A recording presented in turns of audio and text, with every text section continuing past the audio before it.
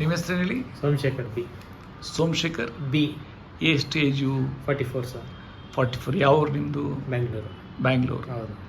So ನಿಮಗೆ chronic kidney disease ಅಂತ ಹೌದು. ಯಾವ ಡಯಾಲಿಸಿಸ್ ಶುರುವಾಯಿತು? ಅಕ್ಟೋಬರ್ ಆಸ್ಪತ್ರೆಗೆ ಅಡ್ಮಿಟ್ ಆದೆ. ಏನೇನು ಪ್ರಾಬ್ಲಮಿಂದ ಕಿಡ್ನಿ ಪ್ರಾಬ್ಲಮ್ ಆಯಿತು? ಕಿಡ್ನಿ ಪ್ರಾಬ್ಲಮ್ ನನ್ನ ಪ್ರಕಾರ ಶುಗರ್ ಇದೆ, ಬಿ ಪಿ ಇದೆ. ಅದು ಚೆಕ್ ಮಾಡಿಸ್ಬೇಕಾದ್ರೆ ಹಾರ್ಟು 35% ವರ್ಕ್ ಆಗಿದೆ ಅಂತ ಹೇಳ್ತಾ ಇದ್ರು. ಅದಾದಮೇಲೆ ಅವ್ರು ಹೇಳಿದ್ರು ಇಲ್ಲ, ನಾನು ಫುಲ್ ಟೈರ್ಡ್ ಆಗಿಬಿಟ್ಟಿದೆ. ಅವ್ರು ಹೇಳಿದ್ರು ಇಲ್ಲ, ನೀವು ಫಸ್ಟ್ ಡಯಾಲಿಸಿಸ್ ಮಾಡಿಸಲೇಬೇಕು ಅಂತ ಹೇಳಿದ್ರು.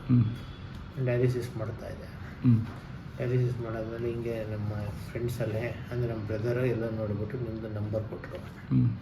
ನಾನು ಕಾಂಟ್ಯಾಕ್ಟ್ ಮಾಡಿ ನಿಮ್ಮ ಹತ್ರ ಇದು ಮಾಡಿದೆ. ನೀವೇ ಇದ್ದಿದ್ದು. ಫಸ್ಟು ಸ್ಟಾರ್ಟಿಂಗಲ್ಲಿ ನೀವು ಎಲ್ಲ ಟ್ಯಾಬ್ಲೆಟಲ್ಲೇ ಬಿಡಬೇಕಂತ ಹೇಳಿದ್ರಿ.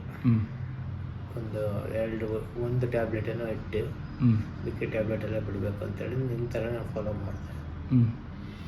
ಅದಾಗಿ 1 ತಿಂಗಳಿಗೆ 1.5 ತಿಂಗಳಿಗೆ ನನಗೆ ಡಯಾಲಿಸಿಸಿಂದ ಈಚೆ ಬಂದೆ. ಅಂದರೆ 1 ತಿಂಗಳಲ್ಲಿ ಏನು ಚೇಂಜಸ್ ಆಯಿತು?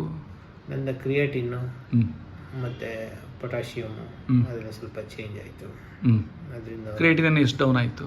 ಕ್ರಿಯಾಟಿನ್ 3.5 ಇದ್ದಿದ್ದು 2.59 ಏನೋ ಬಂತು. 2.6359. ಅದಕ್ಕಿಂತ ಮುಂಚೆ ಅವ್ರ ರೆಕಾರ್ಡ್ ಪ್ರಕಾರ ಇದ್ದಿದ್ದು 6.5 ಸಮಥಿಂಗ್ ಇತ್ತು ಡಯಾಲಿಸಿಸ್ ಮಾಡಿಸ್ಬೇಕಾದ್ರೆ. ಡಯಾಲಿಸಿಸ್ ಮಾಡ್ತಾ ಅದು ಕಡಿಮೆ ಆಯಿತು ಸ್ವಲ್ಪ. ಆಮೇಲೆ ನಿಮ್ಮ ಮೆಡಿಸಿನ್ ತಗೊಂಡ್ಮೇಲೆ ಫುಲ್ ನಾನು ಇದಕ್ಕೆ ಬಂದೆ. ಈಗ ಬಿ ಪಿ ಇಲ್ಲ ನನಗೆ. ಮೊದಲು ಬಿ ಪಿ ಇತ್ತು, ಈಗ ಬಿ ಪಿ ಇಲ್ಲ ನನಗೆ.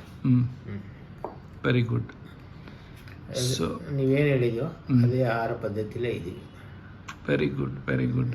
ಅಂದರೆ ನಮ್ಮದು ಮೆಡಿಸಿನ್ ತಗೊಂಡಾಗ 1 ತಿಂಗಳಿಗೆ ಡಯಾಲಿಸಿಸ್ ಆಚೆ ಬಂದ್ಬಿಟ್ಟು 1.5 ಮಂತ್ಗೆ ಎಷ್ಟು ಡಯಾಲಿಸಿಸ್ ತಗೊಳ್ತಾ ಇದ್ರಿ? Every weekly thrice.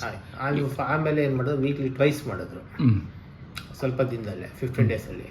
ಆಮೇಲೆ ಏನು ಮಾಡಿದ್ರು, ಸ್ಟಾಪ್ಡ್. ವೆರಿ ಗುಡ್, ಎಕ್ಸಲೆಂಟ್ ಅಪ್ಪ.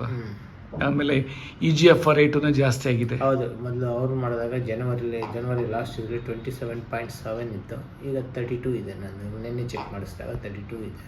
Very good. Thank you.